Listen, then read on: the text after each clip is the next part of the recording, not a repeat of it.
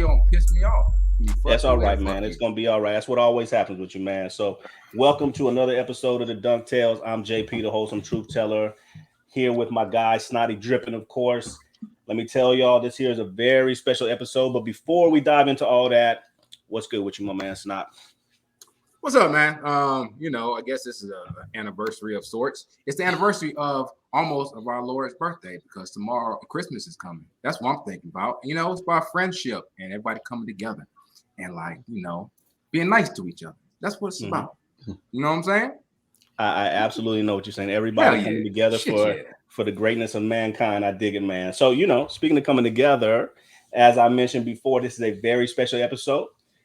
We've been tweeting about it for the last couple of weeks. We're talking about that great Meet Me in Temecula episode that happened just a few years back. Everybody remembers that.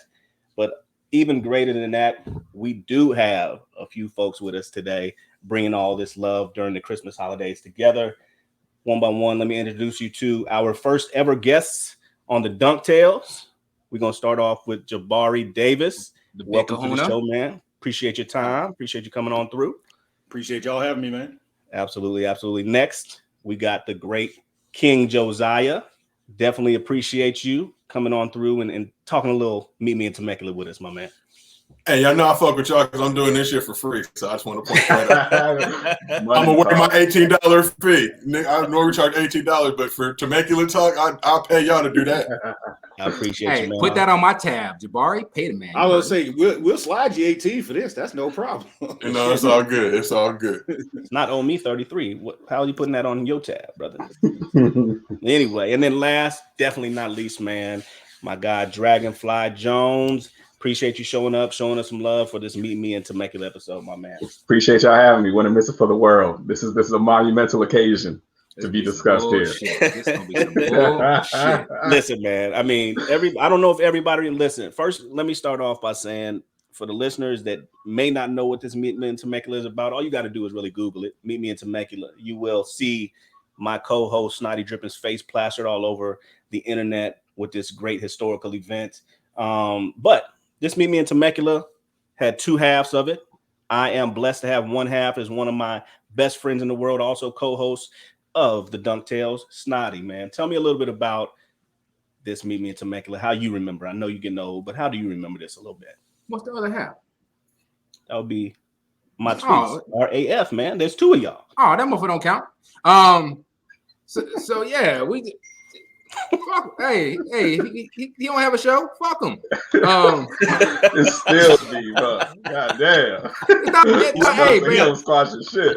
It's not We need a mediation. Hey, but he does have but he does have a diss record. He might not. Oh, he does. Hey, Jabari, where's the mute button, man? Let me mute this motherfucker real quick. No, not today, baby. So yeah, I guess this was 2014. It's been 7 years. I thought it was longer than that actually. And yeah, man. So all respect to the fallen. It was a Christmas day, and the games is going on. This is obviously no pandemic. Gas prices were still reasonable. I was down. I live in SoCal, but I was down in Arizona visiting my mom, and we all tweeting along. I was writing for a couple of websites. Nothing as glorious as 19 Media Group, but and. The great Kobe Bryant, rest in peace, was still playing, plugging along, and people were still commenting on his game, and obviously out of respect for him, and people love him, people whatever, and someone was calling him a superstar, and it is what it is, and I might have chimed in and said something that wasn't the most respectful, Mm-hmm. And I had no idea, I think at the time I probably had under 1,000 followers. And maybe 1,200 or something, and it's, I was a little writer on NBA Twitter, and man, this was about noon, I guess, and then as the day went on, things got more and more out of control, and it took on a life of its own, I already knew Dragonfly back then. Dragonfly was a young larva back then, wasn't a dragonfly yet. You know what I'm saying? I don't even know. Hey, Josiah, were you even on Twitter back then? I mean, I didn't know you back then. You know what I'm saying? I was under different alias back then. That was pre-King Josiah days. I was just a regular rank and file human being, just moving along. But definitely was at the crib eating gumbo, spectating. So you remember? Okay. I was there. I mean, this was like introduction to NBA Twitter. This was, there's been several moments in NBA Twitter's history, but this was one of the early ones that really launched the platform and community into what it was, because we was all chilling. We all kind of just banded together, all of our different backgrounds, different fandoms united to come check this out. Yeah, it was wild, man, because this was the first time I think I probably realized that Twitter was more than just like my followers. You know what I mean? You kind of tweet amongst your peoples and whatever. And this turned into something else completely, where it almost felt like I was in the deep end of I dropped in the ocean, all of a sudden I can't see my feet, and like I got something swimming around out there, and I don't know, and I can't even swim. I'm not lying, I can't swim. So it was a weird experience, and then I'll let y'all kind of weigh in from there, because it went on. It wasn't just a couple hours. This is literally from like noon or 11 in the morning, and it was dark. And I remember my mom was like, "Why do you keep looking at your phone?" You know what I'm saying? Like all day long. I took my dog out for a walk. My dog passed away last year, and he was 7 years old at the time. You know what I'm saying? And like it was like all day long. I had two things going on with my family and stuff, but then like unfolding in front of me was just goddamn mayhem. You know what I mean? And it was wild, man. Death threats. I was called all kinds of things I'm not going to say on this show. You know what I'm saying? It was an experience. It was something else, and it didn't. Like, look what we're doing right now. Here we are 8 years later, and we're still talking about it. So yeah, we absolutely. First and foremost, that shit was funny as fuck. I mean, we cannot skip over that. You know what I'm saying? I didn't even know what the fuck a Temecula was back then, bro. This is legit my first time ever hearing of that fucking town or that city or whatever. And I'm gonna tell you, I was at my aunt's house for Christmas dinner. So I wasn't on Twitter and shit. I was kicking it with the fam. And I get back to the crib, and I hop on Twitter, and Twitter is going fucking nuts. Twitter is going crazy, so I catch up on the shit, and then I see that this motherfucker wants to fight Snotty, and they lined it up at Temecula, and Snotty out here tweeting, "I ain't even in California, I'm in Arizona." So all the listeners, real quick, let's give them a quick rundown. While I live in SoCal, Temecula is about, I'm in San Diego, so Temecula is about 35 to 40 minutes north, right? I was over in Arizona, and I can say it now. I was in Yuma, Arizona, which from San Diego is like 2.5 hours east. You know what I'm saying? So like I was nowhere even close. And I remember distinctly, I kept calling that dude a loser because he was already mad. I kept calling him loser because it pissed him off, and I did it once. So every time I would just retweet him again, say whatever, loser, and he was getting like madder and madder. And finally, it was like, you know what? I see you in San Diego. I'm up in so-and-so. I think he was like a little north of Temecula. Riverside. He's a Riverside, right? So Riverside. Yeah. Right. And that's like maybe, I don't know, 30 or 45, maybe an Temecula, hour from, smack dab in the middle of both San Diego. Oh, yeah. Right. So he's like, meet me in Temecula. And I'm like, word, bet, let's go. Now, granted, I'm sitting there, I'm eating like, my mom made roast pork. She had the green bean casserole. Thank you, Mom. Make the best green bean casserole ever. I'm just eating. I'm chilling. I got my feet up. My toes is out. You know what I'm saying? I'm just chilling in the house. And somebody's like, damn, you really about to go fight, bro? And I'm like, no, bro, I'm in Arizona. That was me texting your ass. Do you remember me DMing you that day? Me hitting you up like, hey, man, I think this dude is crazy, man. I don't. I hit you up. So the funniest part is I was visiting my family in Arizona as well. I live here now, in Tucson, but I was in Arizona. I was like, bro, first of all, hey, what's up? Two black men in Arizona. It can't be too many more of us that's not playing for the Suns. And then two, it was like, I'm like, but time out. My man is giving updates. And the crazy part of it is because it was Christmas, the shit took way longer, for him to get there than it should have. So like that trip should have been like 45 minutes, but it felt like it took him 3 hours, where he was posting pictures on the freeway, flipping off the sign of Temecula and shit. Like that's my question.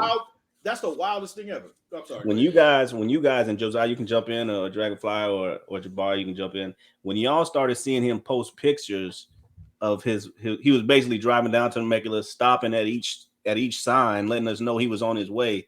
flipping off signs and stuff like that. What were y'all thinking in your head when you started seeing that start lining up on the timeline? I ain't never in my life seen a motherfucker make a postcard for a fade. I ain't never seen no shit like that. Nigga, them signs supposed to be goddamn happy family moments and shit. And bro pulled out wasn't static on them motherfuckers, you know? I ain't never seen a motherfucker look angry at a welcome to whatever city sign, dog. That shit was wild. That his middle finger was ashy as shit too. What about you? That's how you knew he's about that action, bro. Niggas with them ashy hands, dog. Hey. No knuckle lubrication when he was trying to swing on Snot. What about you, Joe? When you saw this breakdown, I know you said you was eating gumbo, but do you kind of remember how it was rolling, how you was interacting, trying to still hang out with the family, but you noticed things going on Twitter? So the thing about it, we're all old Negroes, so we understand the old Twitter with the manual retweets, having to put the quotes on when we were quote tweeting, and so just even that was a stretch because you had to copy and paste and make sure you hit the RT in all caps. You know, there was the elaborate tweeters that would get you with the lower cases, but this is like pre-Waze, like a really like strategically satellite placed Google Maps and all that shit. So I could imagine the directions he were getting were super janky. He might have just got, you know, Google might have hit him with the first. This is like MapQuest days. With the first directions that pop up, didn't have alternative routes and things like that. So he might have just took the first one. But to see, as you know, all of us started seeing this shit and then started doing more research and digging deeper to try to figure out who my tweets real AF really was. And it's like, this is like a definition of a straight hood nigga. At the daughter's graduation, white beater, shorts, long socks with the sandals, like straight hood tuxedo, like hood tuxedo. Like I'm rolling to this moment occasion, and I'm not the praying hands. So for us, you know, we're all, and this is kind of like, we didn't really have the elaborate network that we have now with the group chats and all the shit and the features we have available on Twitter. So we all literally are piecing up and motherfuckers are DMing each other like, yo, are you seeing this shit? And this is like having to hit motherfuckers direct on text like, yo, like check out what's going down right now and all just watching play by play. And yeah, this was like, but you got to imagine, this is like 6 or 7 months before the DeAndre Jordan fiasco with the Mavs, and that's when everybody kind of really got on board with NBA Twitter because all the pros and everybody started getting involved, emojis and shit like that. This was like the rank and file NBA Twitter community seeing this shit go down in real time and just like stumbling on some shit. We're all minding our business, watching the Christmas slate of games, and next thing you know, just glued to Twitter. What's the next tweet? And Snotty, you out there calling nigga idiot and dumb, and it's just like, I know, I put myself in his position. I'm like, damn, I really want to fight too. These motherfuckers getting me right now. I have no recourse. And you know, when you can't defend yourself on Twitter and you're getting the old school version of, you know, just a straight, just bombed and clowned, like you have no reaction to that shit other than to want to go out to Temecula and fight. It's funny, that's your perspective, and that's what happened because from my perspective, like he had a bunch of little followers who were like him, right? You know, they call me, you know, F words, you know what I'm saying? And like, yeah. So like you saying, like it was no recourse, but like from my point, like I probably didn't see all this stuff because my mentions were gone. They were gone. You know what I'm saying? I couldn't see. It was like 1,000,000 miles an hour, bro. Like my phone was like a treadmill. You know what I'm saying? I'm just trying to scroll and keep up. So I didn't even see all the pictures, and I didn't see all that probably till he got to Temecula. You know what I'm saying? And then something I saw him in front of Gold's Gym, and I'm like, and then he said something like, "So where you at?" And I'm like, "Oh, I'm in Arizona." And that's when it really, you know what I'm saying? That's when it really took off. And I said to somebody, I said, you thought I was gonna leave the comfort of my mother's domicile, like 300 miles away, and come to fight you? And I just put like LMAO. I just know I use all my characters. O's. And that's when it really took off because, you know, he had his little side of it was like, oh, you know, that's when they really took off on you punk. You said you're going to come fight. I'm like, yeah, but I mean, here's where it really took off, man, is when it was all said and when he, you know, he did his little finger signs to the signs and he got to Temecula and he was hanging out at Gold's Gym, you know, trying to figure things out. And then you subtweeted him, brother. You subtweeted him. And the subtweet was, if my wife looked like John Candy, I'd be up for a road trip too. Oh, man. It was a subtweet. He didn't, so you know, he might have been talking about somebody else, but he definitely said. Now, sorry, when you saw Snotty say with the subtweet, and this was after he already hit Temecula, he said, "If my wife looked like John Candy, I'd be up for a road trip too." What did you think? So okay, I'm just happy you're here, JP, because to be honest with you, this whole I don't believe I said that. Hold on, I don't believe I said that. Yes, you did. Yes, you did. This whole we can do a Twitter search right now, bro. Somebody on Twitter today asked us to ask you that question. So Jabari, go ahead, man. My bad. Go ahead. But this is the best part of this is Snotty being like all nice and humble about all this. Like he wasn't actively poking this dude in his eye the whole damn day before the subtweet.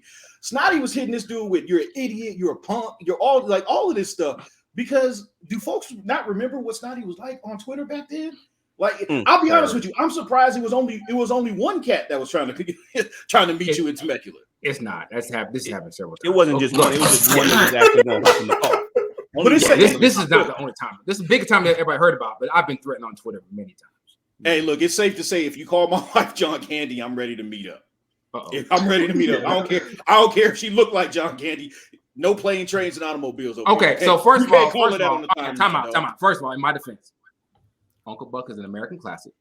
Okay, Uncle Buck is an American classic, and everyone respects. Wait, what's that?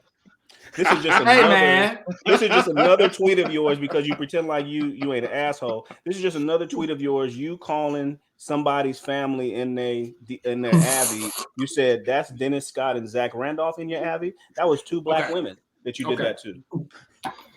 So this is nothing new for you. With the receipts, bro. Right. Okay, all right.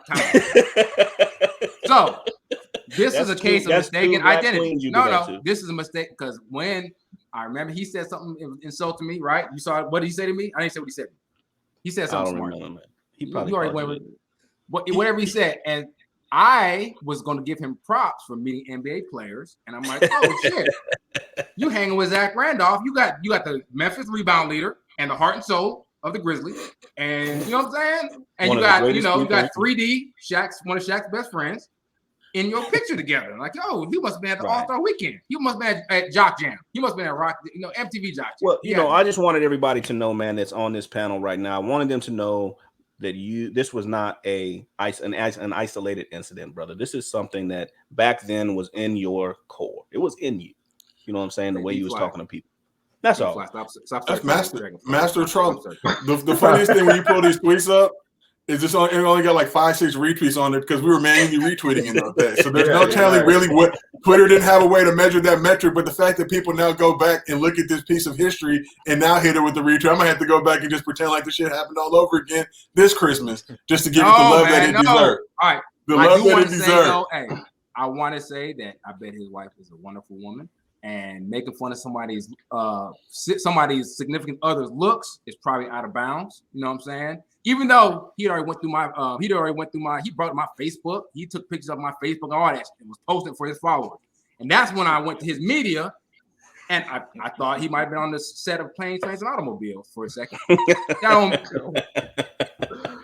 What I want to know is did y'all even pick a place in Temecula? Or was it did. There's a Gold's Gym. He said Gold's Gym. So I've been to Temecula by that. So motherfuckers was gonna be on the treadmill just watching two motherfuckers game outside. Knuckles dragging on the treadmill, So yeah, man. I all I'm saying that I apologize for bringing her into it. Even though, you know what? She actually jumped in and she tweeted at me. And she said some shit. Now I got blocked shortly thereafter because I think I said something. Did she jump in before or after you called her John Candy? It was before, and I think that's when I saw her, and I said, "Oh, okay, we got a SNL alum in here." You know what I'm saying? Oh man, bro! Oh my god! We try to be respectful. You see what I'm saying? We trying. I'm being respectful. I wanted her autograph. No, I do. No, I look back and obviously that's out of bounds. You know what I mean? And same thing with the Zach Randolph. Like, yeah, I was a little out of, I'd be a little disrespectful sometimes. But it got the desired result because he left. Like, it really pissed him off, and like he was, So yeah, some say all's fair. Hey, it don't matter, man. It was wrong. I feel bad for that one. I do. Why y'all looking like that? I do. You provoked the man to literally hop in the booth.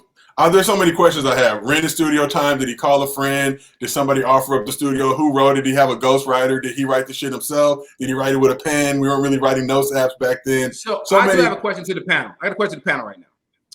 What celebrity would somebody have to say your significant other look like would get you out of the house and ready to throw John Candy is definitely on the list. I think John Candy is up there. She's on the list for sure. Come on, man. If you hit my girl with Dan Aykroyd or John Candy or one of them cats, Hashim the Beats and shit like that. You know what I'm saying? Lavelle Crawford, any middle-aged white man from the 80s. Yes. Right? Doing from the 80s with their comedies, bro. Look like Farley, rest in peace, Chris Farley. You know what I'm saying? Newman from Seinfeld. Hey, your girl's the strongest in the relationship, holds it down. Your girl is Armin Gilliam. You know what I'm saying? Like, what? Man. She great on the boards, man. Listen, I might have to get. I'm not even gonna lie to you, man. I might have to get on the moped and head on down to Temecula. You know what I'm saying? Gilliam. Your girl is Edward James Olmos. You know what I'm saying? But what happens then? But here's the thing, and Josiah just brought it up. So after all these shenanigans on Christmas Day go down, right? Nobody thought this could get any better at all. Next thing you know, as he said, as Josiah just brought up, he rents out studio time to put together a diss track for my man Snotty Drippin'. To this day, I've never listened to it. I've never listened to it. I'm glad you said that. Why? Because run that bitch. Today we are going to learn today. It's time for me to go take a smoke break. Why are you bobbing your head? Stop bobbing your head, Jay. The beat is all right. Me. Y'all really vibing to this shit.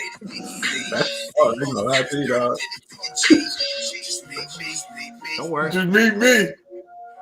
He call you. I ain't worried how I fit it. I'm just spitting how I'm living. These tweets giving you fiction. They a constant contradiction. What you need to do is listen.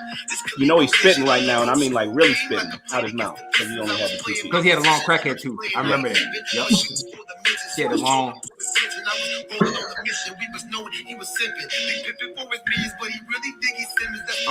Oh man.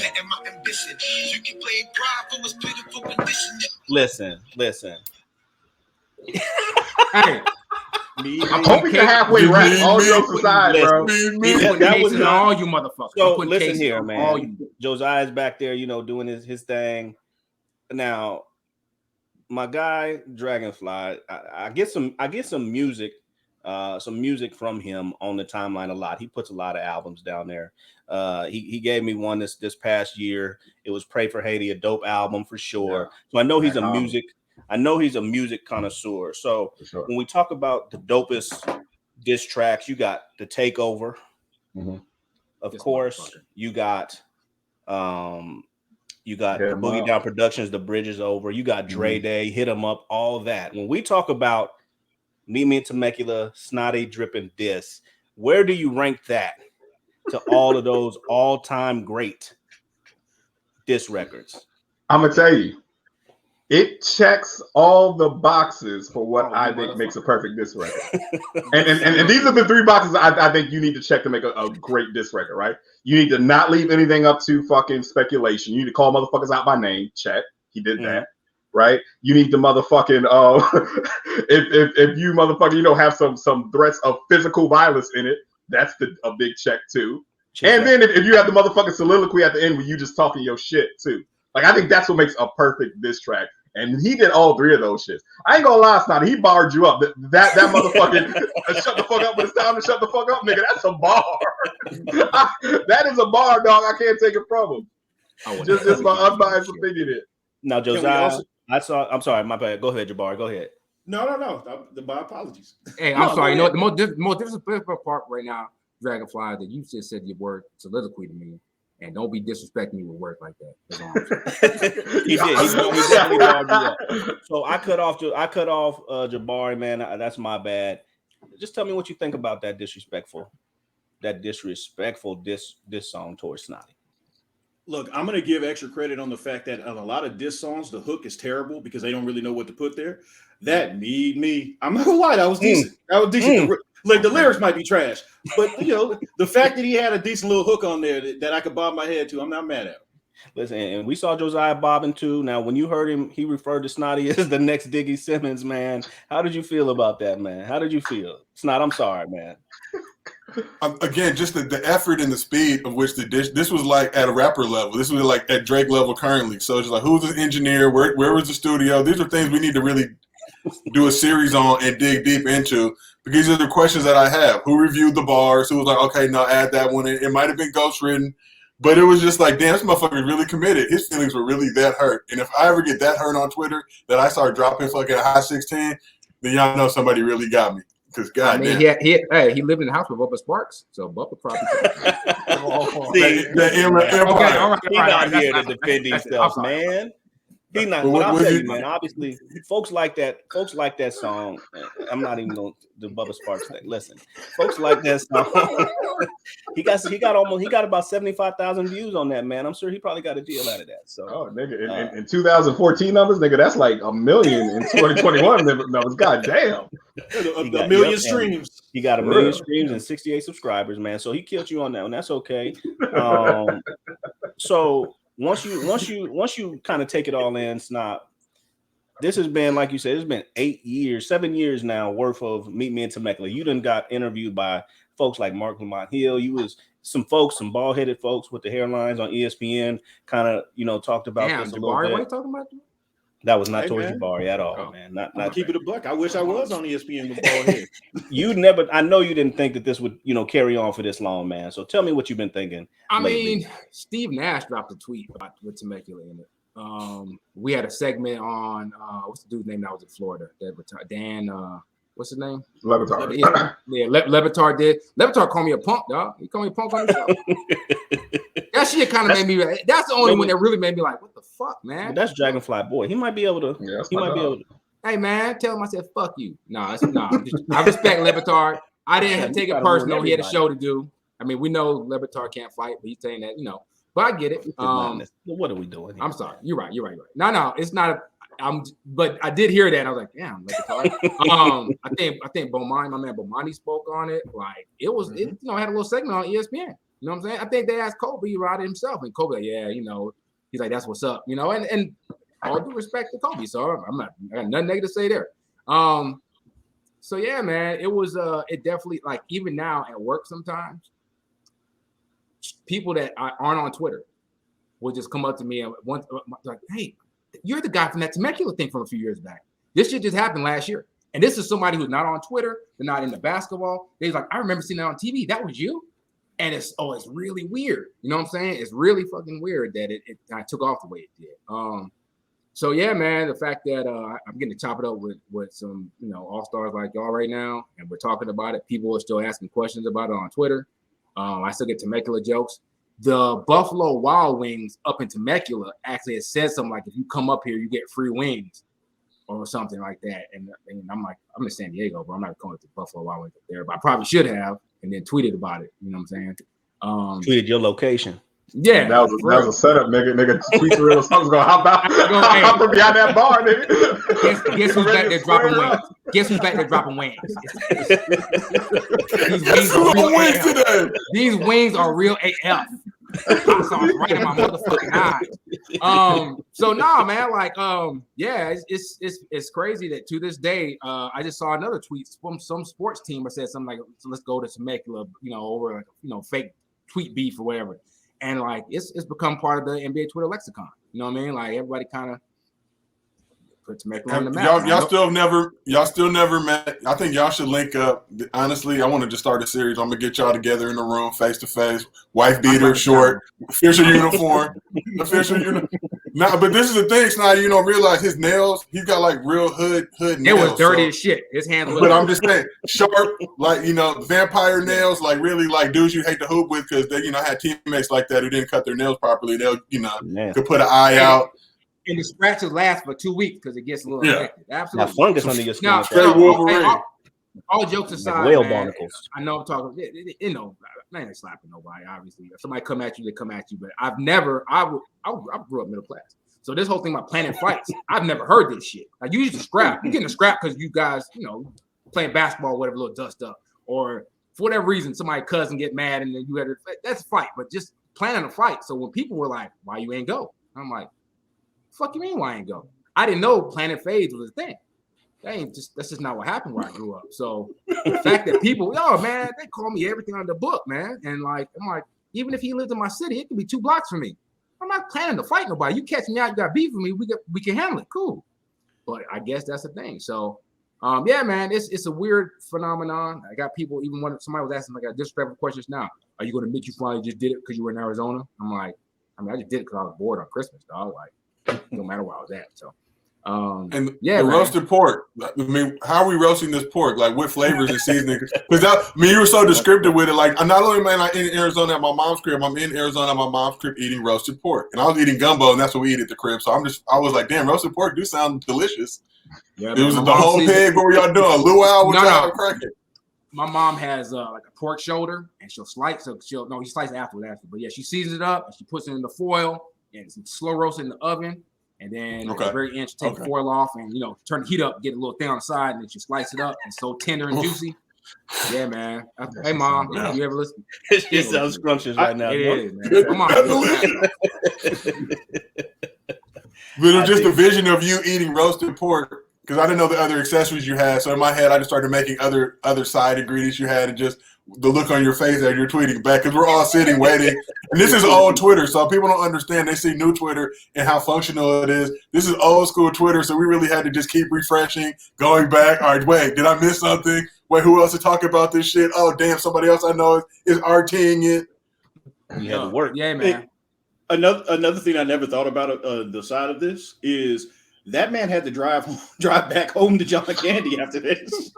Oh man, you know what I'm saying? Oh man, come on, man. I'm not even gonna lie to you, Jabari. I was gonna ask a question that kind of went along with that. About the disappointment, dog. I was gonna did you get him? Like, no, he didn't show up. Hey man, just the fact that imagine roasted pork. Roasted pork? Okay, all right. No.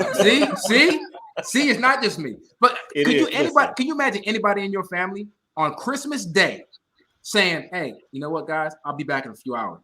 What happened? I gotta go fight somebody. Like, could you imagine the downright temerity? You know what I mean? Just that's temerity. Honestly, you talking about soliloquy, nigga? I mean, let's talk about temerity, my nigga. Honestly, like, I mean, it's probably good he didn't catch on because that dude, that's some dedication, dog. No, he wasn't gonna. He wanted him to do. He wasn't gonna stop until somebody. But then I saw, I saw him do it. He did a Huffington Post interview, and I saw him. And he's a little dude, like he's maybe 5'7", and he wasn't even like because he had a little picture with his whole fur hands. He's a little dude. He was really like a. It's not even. I'm gonna let everybody.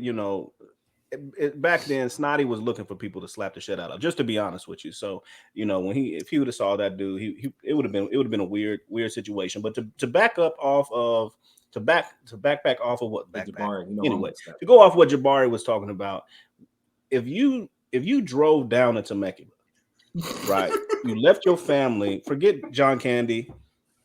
Period. We're not even going to talk about John Candy. I'm gonna laugh every time y'all call her John Candy. If you know what I'm saying, just forget about Mighty Ducks. We're talking about if you drive down to Temecula from Riverside. It's actually it's about an hour and 15 minutes, depending on what part of Riverside you're coming from, minimum. And you get down there to fight somebody, and there's no fight. Do you have to go find somebody to fight at that point? Do you have to go out of your way? Because I imagine, like, if you go to Popeyes, you've been want Popeyes spicy thighs all day. Yeah. You get there, and that Popeyes have to be closed for that day because something happened to the grease machine. You can't get Popeyes, right? You gotta go find another Popeyes. You gotta find something. You gotta go eat. Yeah. Now you're disappointed because you don't get your spicy thighs. So I wonder, like, you go down there, you want to fight. What happened? Did you just beat up a stray dog? I don't know. You know what I'm saying? Do you jump on a fire hydrant? Dragonfly, if you took the time out of your day to go fight somebody and you drove an hour and 15 minutes and there was nobody there but like a tumbleweed in the wind, what do you do at that point? What is your next reaction? Bro, I think that's when it would probably set in on me about how dumb all this shit is. I wouldn't be goddamn roaming the streets like a fucking character in Double Dragon looking for a fucking fight. You know what I'm saying? I would take my ass back to the crib like, what the fuck was I on? You feel me? I'm sorry, I'd have to drag my knuckles on the ground or something. There's going to be something that looks like that. You know what I'm saying? It's going something's going, and I'll be talking that about. That fool said a character in Double Dragon. God damn! Like, listen, if you have the audacity to drive down a freeway and stop to put the middle finger up at the signs when they actually welcoming you. You know what I'm saying? What I would have been doing is I would have been dragging my knuckles on the ground and taking a picture of my knuckles, posting them, and telling them how I whooped Snotty's ass. Something was gonna have to happen, man. Oh my God. I was going because he looked like. I mean, like you said, once you realize you by yourself, you have to feel like a dumbass at that point. Right. When you look to the left and to the right. What about you, Joe? I mean, if that happened to you, you probably the calmest out of all of us. But if you did that and nobody was there when you got to your destination, what is your next move? I mean, yeah, I would try and get a couple of sets in at the Gold Gym, but I'm sure it was close. I'm hitting a local jacket to buy something at Del Taco, getting a nice little elaborate combo meal. I just wonder what music was playing. I just have so many questions I would love to ask him, man, if I ever cross paths with him. Like, did he have to stop and get gas? What do you listen to there? So on the way home, like there's probably a lot of what Pac hit him up, whatever. Okay, but we just on the way back.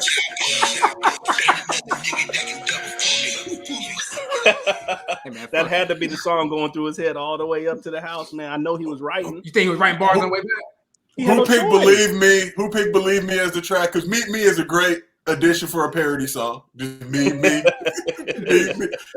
It flows. I'm gonna be real. So just because who are all in? Who was DMing him? What were his DMs looking like? Did him and Kobe ever talk about this? There are so many questions that I have that may just never get answered. Man, it's crazy because he took off too. Somewhere.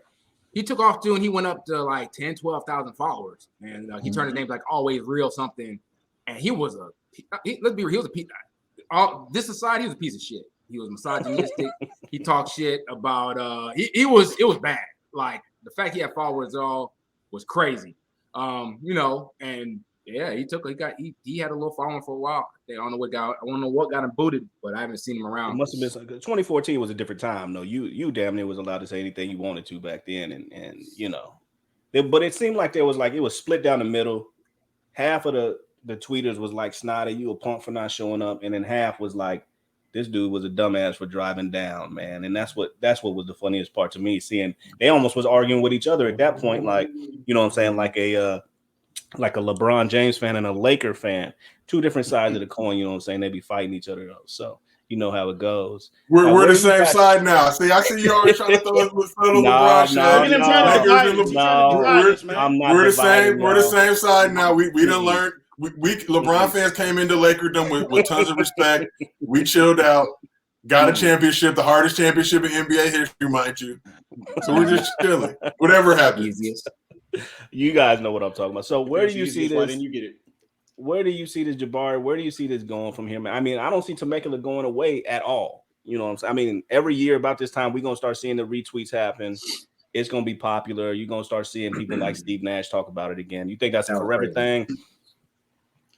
I don't see it going anywhere. Like, to be honest with you, look, I give Snotty a hard time, but he's right. It's a part of the lexicon. It's a part. It is a seminal moment for NBA Twitter. In essence, it put it on the map. Yes, there were other things that happened after the fact, but the reality is, to Josiah's point from earlier, it put NBA Twitter on the map, and it had folks from all corners of the world on Christmas Day enjoying some fool making a pilgrimage, for nothing. So, like, to me, it's always going to be a part of it because when I start seeing Christmas time come around, I remember where I was, what I was doing, the food that I was eating as well, and in this situation when one man decided to defend his woman's honor. Yeah. And don't you do it. Don't you dare do it. Come on, man. I left it alone. Don't you dare. But yeah, but also real shit. This moment has entered the fucking Twitter zeitgeist, right? Like if you saw someone quote tweet someone, like say someone says pizza is trash, and someone quote tweeted that and said Temecula, you would know, okay, this person wants to meet this person and fight them over their opinion, right? Like it has a life of its own. It's up there with 26K a stack a month type shit. It is entered the fucking Twitter zeitgeist, bro.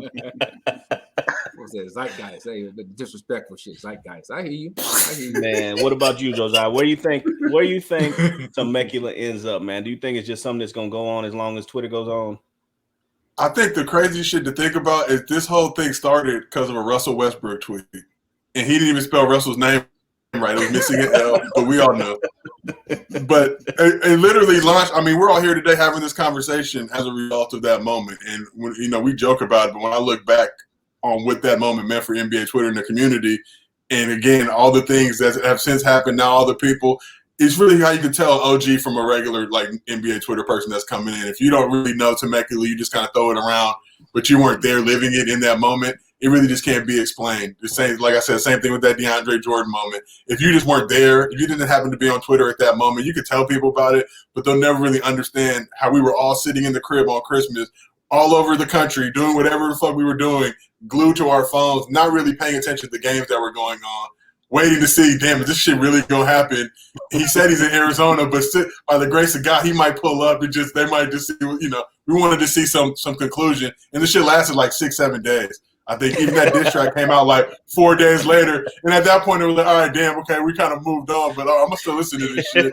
Okay, damn, he got some good production on here. Okay, barred up, in the words of Dragonfly. Barred up. It be your own people, dog. It be Biggie still is, baby. You know what I'm saying? So you laugh a little too hard at JP. So, hey, I'm not going to lie, though. You ever see those movies where somebody's like this sci-fi when they're reading a book, and when they open the book, they're in the fucking land, you know what I'm saying? The jungle and shit, and they close it, and they're back in their little room. That's exactly what it was like on my phone, man. Because on one hand, I opened up, it was like the fucking Wild West. You know what I'm saying? People with slings and arrows, and they close it. And my mom like, what the fuck you doing? Eat your food. All right, my bad. And also, I think probably the first time you kind of realize that it's not just words on Twitter. And it's not just words, and your words can actually affect things. And we all know people say Twitter's just Twitter. It's real life. People get married on Twitter. People meet on Twitter, get married. People meet and have kids from people on Twitter. And in this case, somebody say, they got driven to a rage where they just want to ride out and try to fight me. And so, yeah, I think now as I get older and I look back at it, it's funny, but I do try to, we laughing about this stuff. I try to watch how I talk to people. Not because if they go meet me Temecula, but it drives people, it changes people, it can move people. You know what I mean? So I try to be a little more positive, and I've done away with a lot of crazy old ways because I got a lot of followers now. And I'm not saying I'm not a leader or anything, but your words hold weight. You know what I'm saying? Our words hold weight. All of us when we tweet, especially Dragonfly and Josiah, y'all words hold weight, and I want people to pop. Spread love. It's the Temecula way, bro. Yeah. And also, again, hey, Uncle Buck is an American classic. So I'll just say this. I got a ton of respect for both of y'all because y'all are both real humans. Y'all did whatever y'all did. I think the problem we run into nowadays is you got a lot of motherfuckers who want to create troll accounts and talk tough. And it's like, bro, stop letting Twitter gas you up. You're not about that shit in real life. If you saw any of us on the streets, you'd be kissing the ground that we walked on, asking for autographs and shit. But because you could talk crazy and reckless somebody and not have to deal with it. Like, you might have to get a Temecula pull up. And that's my thing. When motherfuckers piss me off, it's like, I'm quick to just research. All right, I can figure out who this burner account really is by the way they misspell words, their cadence, the things that they're rocking with. Oh, okay, I know exactly who the fuck this is. I'll get pulled up on with some real life shit. So, hold on, real quick. So you've got people like that? They come trolling you and you're like, hey, bro, I know who the fuck you are. I keep it in my back pocket, waiting for them just to say the wrong thing. There's a certain threshold in line. Like, you can say whatever you want about me, call me fat, whatever, talk about the gap teeth or whatever, even though they're sexy, whatever. But don't take it personal to family and other. Then it's like what you were doing to him. I feel like was within reason up until the John Candy moment. Then that is a Temecula worthy fan. Idiots and calling people dumb, and those are just general NBA Twitter disagreements. But when it starts damn, research starts being done, damn, I'm gonna go to his Facebook. Or photos from 6 years ago. I'm gonna use this as now. He was doing that, so he started that first. But it don't matter. It don't matter. He started it. Yeah, but you went over the top, dog. You basically call that lady the center from Varsity Blues, man. Like,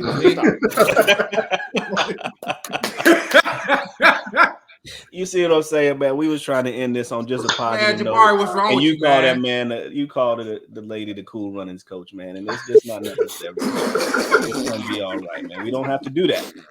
That was not the point of this, man. All we was trying to do was rehash a good time. You know what I'm saying? Rehash a good. Come on, man. Y'all killing me with this shit. But it is what it is, man. I mean, I really not listen. I know you've gone through a lot of these interviews over the last few years. I appreciate you giving us one more chance to give you some ribbon and jabbing and all that good stuff, man. I appreciate that. Yeah. Can we find?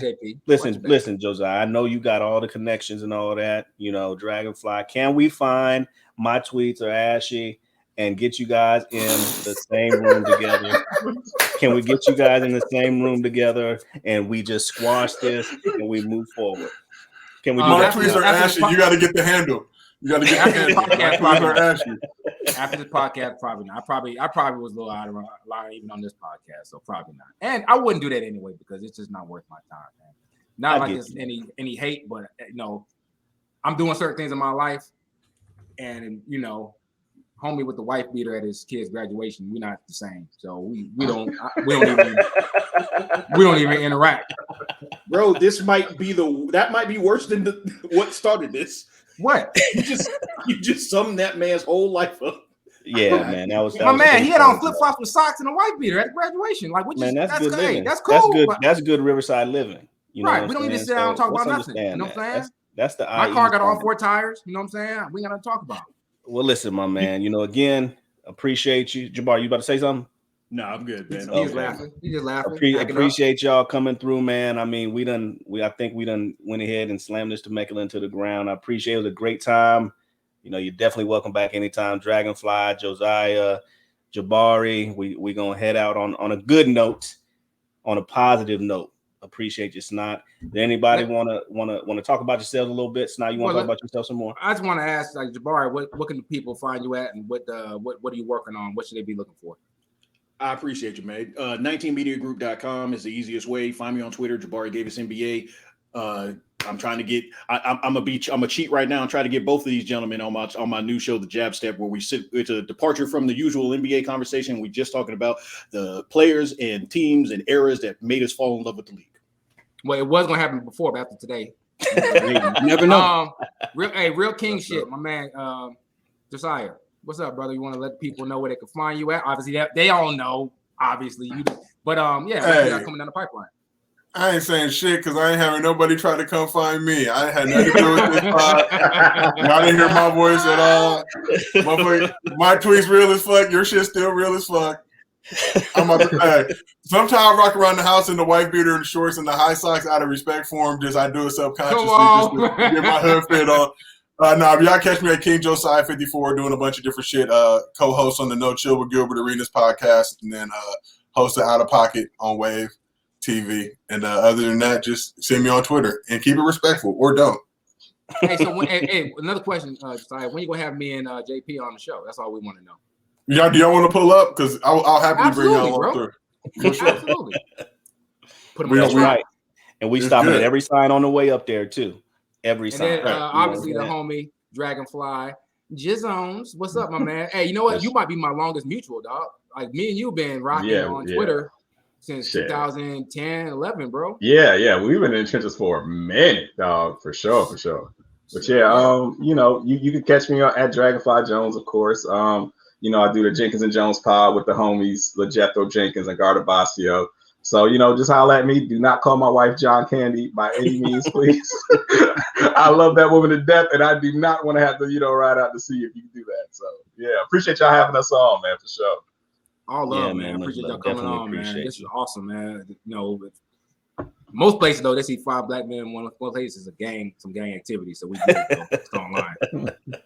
I don't think they're going to see that here with us, man. So, yeah, absolutely. Appreciate your time, man. I hope the listeners are going to enjoy this. We're probably going to get this up out of here probably by tomorrow. Y'all don't mind if I tag y'all in that when we load up there? Yeah, for sure to do it so I can, retweet that shit. Appreciate you, man. Appreciate you. So we're going to go ahead and do that. Snot, got any last words before we head up out of here, man? Where can they find you? Oh, man, everybody knows at Snotty Dripping. I'm a changed man. Please do not hold.